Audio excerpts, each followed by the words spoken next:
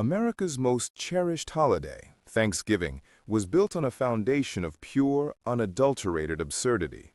Before it became about polite family dinners, its history was defined by grotesque spectacles, presidential pettiness, and culinary chaos. We found 10 historical facts that prove Thanksgiving has always been wonderfully, unapologetically dumb. Number 1. The Turkey Drop, Yellville's feathered sack of cement. For an astonishing 60 years, the small town of Yellville, Arkansas, celebrated Thanksgiving with a tradition so uniquely moronic it defies all logic and gravity. The Turkey Drop. The logistics of lunacy. During their annual Turkey Trot Festival, local organizers would orchestrate a logistical nightmare built on bad science and zero compassion. They would load live, terrified domestic turkeys onto a low-flying airplane, usually a single-engine Cessna, fly the plane to an altitude of around 500 feet, and then unceremoniously shove the birds out the door. The bold-faced lie.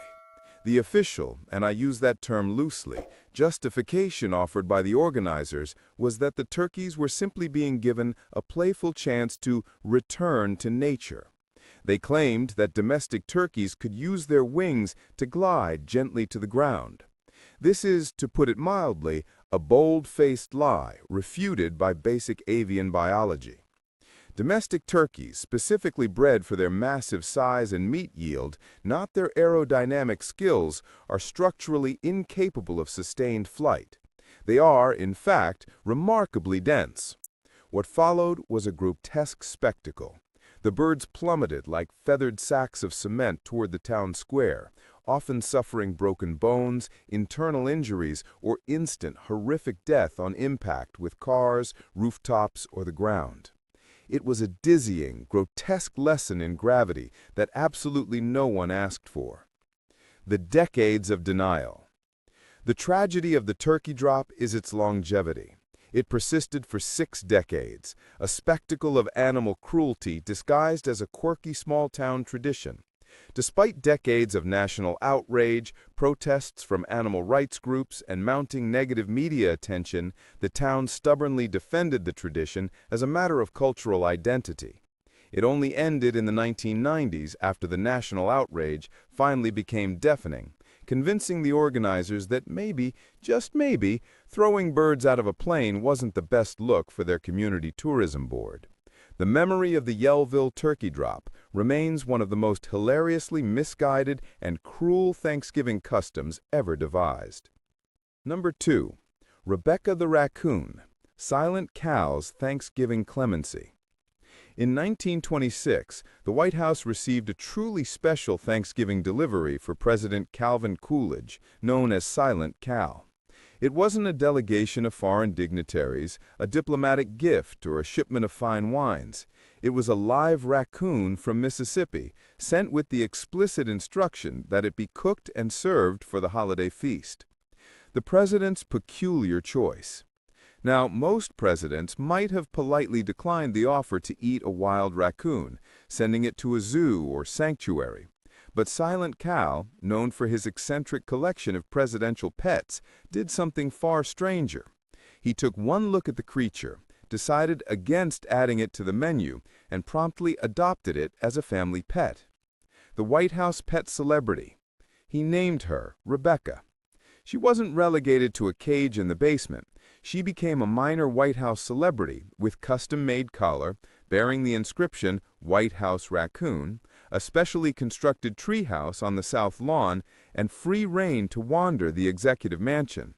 Rebecca became a fixture during state events, often seen wandering through formal receptions or exploring the president's bathtub. The staff even had to chase her down when she occasionally attempted to scale the White House curtains. The original pardon. Long before the modern presidential turkey pardon became formalized as a PR stunt, Rebecca the Raccoon received the original and far more meaningful Thanksgiving clemency. She was spared the dinner plate and elevated to the status of a first pet. Her story perfectly captures the peculiar, whimsical, and utterly unpredictable way in which America's highest office sometimes intersects with the Thanksgiving holiday. Number 3. Frozen turkey bowling, the 15-pound feathered boulder. Here is a holiday activity that perfectly combines the post-dinner lethargy with a complete disregard for the sanctity of the main course. Welcome to the glorious world of frozen turkey bowling. The physics of failure. In certain bizarre corners of America, this is a perfectly normal, albeit dangerous, tradition. The ritual is simple. Participants take a 15-pound solidly frozen bird, tuck it under their arm like a lumpy feathered ball, and then hurl it down a driveway at a set of pins, usually plastic soda bottles or repurposed 2-liter containers. The physics of this endeavor is a hilarious nightmare. Aerodynamics. The turkey has the aerodynamic properties of a small boulder, wobbling, rolling, and defying any predictable path. Weight.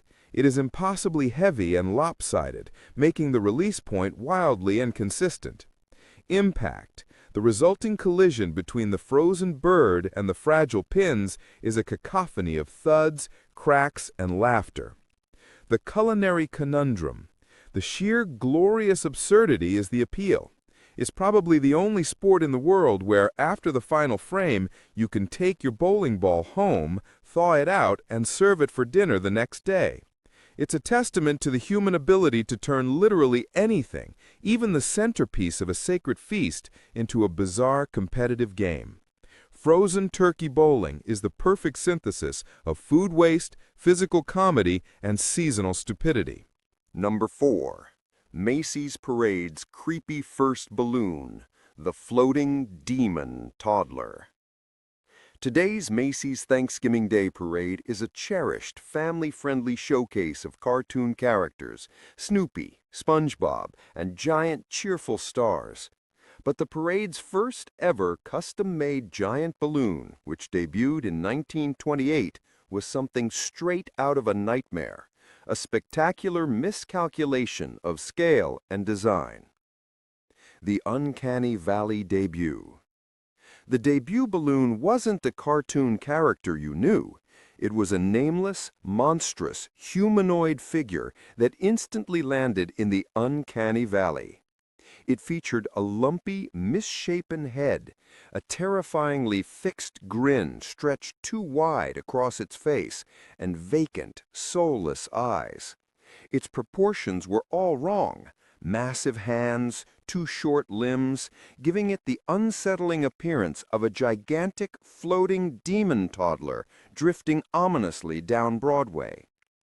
Trauma on Broadway. The goal of the balloons was to delight children, but this creation was far more likely to traumatize them. Imagine a small child looking up and seeing not a cheerful Mickey Mouse, but a silent, fixed-stare behemoth floating just above the skyscrapers. The visual shock must have been immense. It's a miracle the parade even continued after a debut that creepy. The post-parade calamity. Furthermore, the Macy's organizers had no reliable way to deflate these monstrous puppets. After the parade, they were untethered and released to float into the atmosphere, often with return address tags, offering a cash prize to anyone who found them. This led to multiple instances of the giant, creepy balloons crashing violently into telephone wires, rural areas, or even the Atlantic Ocean. The very first giant inflatable was not just a design failure, it was a logistical calamity, setting the standard for glorious, high-stakes parade stupidity. Number 5. Carson's toilet paper joke, the Thanksgiving Panic of 1973. This fact is less about the Thanksgiving holiday itself and more about the cultural moment that defined the holiday season of 1973. A stunning, nationwide display of mass hysteria triggered by a single, casual, and completely untrue joke. The casual calamity. On the evening of December 19, 1973, just weeks after Thanksgiving, late-night legend Johnny Carson made a fleeting, off-the-cuff joke on The Tonight Show about a potential toilet paper shortage. At the time, there was widespread public anxiety over economic instability and generalized shortages, oil, gasoline, etc. Carson, of course, was completely kidding, using the current public paranoia for a quick laugh. The nationwide meltdown. Millions of Americans watching at home, conditioned to believe that if a TV host mentioned a crisis, it must be real, didn't get the memo. The result was immediate. Nationwide pandemonium. The next morning, people swarmed supermarkets, clearing shelves of every roll of toilet paper they could find, hoarding it like it was gold, sugar, or, ironically, natron. The self-fulfilling prophecy. The joke created a genuine, physical shortage. For weeks, a Carson-induced shortage plagued the country because manufacturers simply couldn't keep up with the irrational demand triggered by a non-existent crisis. It was a stunning demonstration of the power of mass media and a hilarious, if slightly concerning, look at how quickly society can crumble over the fear of running out of Tushy relief. It remains arguably the single most impactful, self-fulfilling prophecy joke ever told in American history, proving that even Thanksgiving season comedy can trigger national disaster. Number 6. The Turducken, the culinary Mount Everest of gluttony. There are moments in culinary history that make you question humanity's collective sanity. The turducken, the poultry nesting doll of pure gluttony, is the undisputed king of these moments. The poultry matryoshka. For the uninitiated, the turducken is not a mythical beast. It is a very real, very intense, and aggressively over-engineered dish. A fully deboned chicken is stuffed inside, a fully deboned duck, which is then stuffed inside, a fully deboned turkey. It is a meat matryoshka created by someone who clearly thought the only thing wrong with Thanksgiving dinner was that it didn't involve enough birds crammed into each other, often separated by layers of heavy stuffing or sausage meat. The absurdity and the dictionary. While the dish has murky origins, it gained international fame and notoriety in the 1980s and 1990s, becoming the ultimate symbol of holiday excess. Its popularity in absurdity cemented its status as a legitimate part of our culture, so much so that the word turducken was officially added to the dictionary. The dish is the Mount Everest of holiday cooking. You attempt it simply because it's there, because you want to prove that you are capable of mastering the dark arts of deboning and stuffing 3 birds simultaneously. It requires hours of preparation, an industrial-sized oven, and the kind of gluttonous ambition that defines the modern holiday table. It is culinary genius and pure, unadulterated stupidity, all wrapped up in one magnificent, multi-layered roast. Number 7. Live animals in the first Macy's parade, the elephant logistical nightmare. Before the friendly, inflatable faces of Snoopy and SpongeBob graced the Macy's parade route, the organizers went for a more organic and frankly terrifying approach to entertainment. The very first Macy's Christmas Parade, as it was called then, in 1924, featured no balloons at all. Instead, they borrowed live animals from the Central Park Zoo, the zoological procession. This wasn't just a few ponies, it was a full-on, potentially catastrophic procession of bears, monkeys, camels, giraffes, and even elephants marching through the incredibly crowded streets of Manhattan. The logic was simple. Macy's had a large immigrant employee base who wanted to celebrate with the kind of street parade they remembered from Europe. It was a logistical and public safety nightmare waiting to happen. Forget about the fear of a balloon deflating. Shoppers, tourists, and spectators had to contend with the very real possibility of being trampled by a confused elephant or having their hats stolen by a mischievous monkey. The noise, the sudden movements, and the sheer volume of the crowd made the entire experience a volatile experiment in zoological traffic control.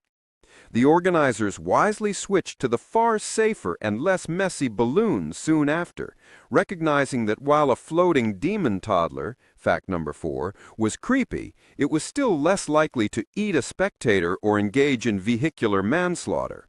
The live animal parade remains a hilarious footnote, proving that sometimes the simplest, most obvious idea, animals, is the stupidest logistical reality. Number 8, the wishbone breaking apparatus, monument to over-engineering. Are you constantly plagued by the anxiety of an unfair wishbone break? Does the holiday season fill you with dread over potential disputes about who got the bigger piece? Well, fear not, because some brilliant, intensely obsessive inventor patented a state-of-the-art solution to this non-existent, microscopic problem. The non-existent problem, the wishbone breaking apparatus, is a real, patented device.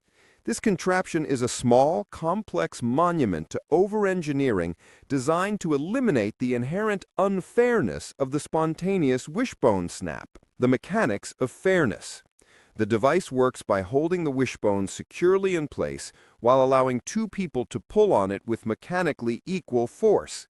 The goal is to ensure a scientifically perfect and indisputably fair snap every single time, proving with mathematical certainty which side had the structural integrity to win. This invention takes a simple, fun, spontaneous, and slightly competitive tradition and strips all the joy out of it with needless complexity and mechanical precision.